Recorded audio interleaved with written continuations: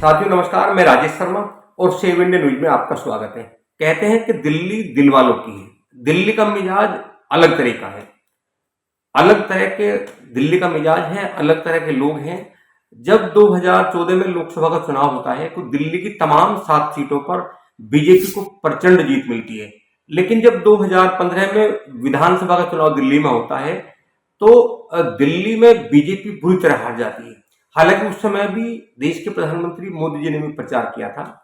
और जब 2020 का चुनाव आता है, जब 2019 का लोकसभा का चुनाव आता है तो तब भी दिल्ली के लोग बीजेपी को लोकसभा में प्रचंड जीत दिलाते हैं। वहां आम आदमी पार्टी को सीट नहीं मिलती।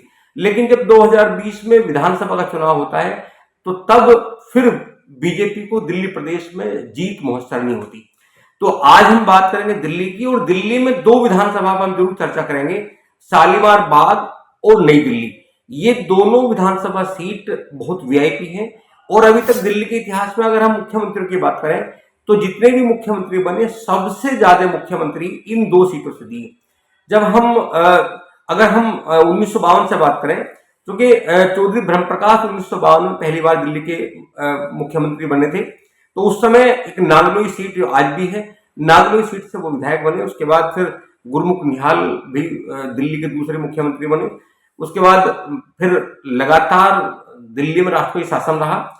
जब मदन लाल खुराना 1993 में दिल्ली के मुख्यमंत्री बने तो चूंकि मदन लाल खुराना मोती नगर जो विधानसभा सीट है वहां से विधायक चुने गए थे। इनके बाद जब साहिब सिंह वर्मा दिल्ली के मुख्यमंत्री बने तो साहिब सिंह वर्मा इसी सीट से विधायक चुने गए थे, जो शालीमार बाग विधानसभा है। और शालीमार बाग विधानसभा इसलिए भी उस समय उठती क्योंकि साहिब सिंह वर्मा जिस तरह के नेता थे, जिस तरह की उनकी पृष्ठभूमि थी, तो शालीमार बाग बड़ा, ये विधानसभा बहुत फेमस थी। और शालीमार बाग के बाद में हालांकि सुषमा स्वराज भी मुख्यमंत्री बनी, वो हौज-खास विधानसभा से उस समय चुनी गई थी। इसके बाद जब कांग्रेस का दौर आया, शीला दीक्षित नई दिल्ली विधानसभा से विधायक चुनी जाती हैं। और लगातार 3 बार नई दिल्ली विधानसभा से शीला दीक्षित चुनाव लड़ती हैं, जीतती हैं। और ये एक रिकॉर्ड भी है कि अभी तक दिल्ली की ऐसी एकमात्र शीला दीक्षित मुख्यमंत्री रही जिसने लगातार 3 बार का पूरा कार्यकाल किया। तो चूंकि 3 बार नई दिल्ली से शीला दीक्षित विधायक रही तो वो दिल्ली की 3 बार मुख्यमंत्री रही।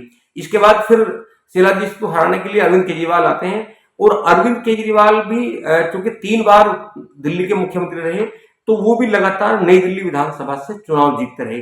इसलिए नई दिल्ली जो विधानसभा सीट है ये इसलिए वीआईपी है कि अभी तक 6 बार जो सीएम बने हैं, जो शपथ ली गई है 6 बार, वो अभी तक नई दिल्ली विधानसभा सीट का रिकॉर्ड है। सबसे ज्यादा मुख्यमंत्री नई दिल्ली विधानसभा सीट ने दिए। इसके बाद दूसरा नंबर शालीमार बाग का आता है, क्योंकि साहिब सिंह वर्मा जब दिल्ली के मुख्यमंत्री बने तो वो भी विधायक शालीमार बाग से बने थे।